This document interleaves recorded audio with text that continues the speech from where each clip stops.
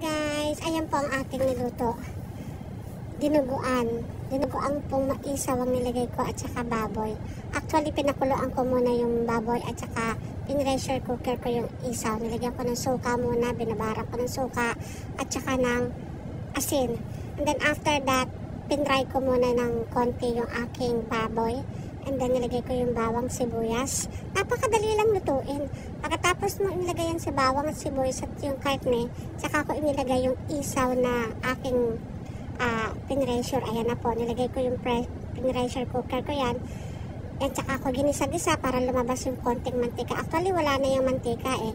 Kasi 2 beses kong pinakuluan ang isaw ng baboy. At saka ko iniligay yung ating siling berde. Ayan.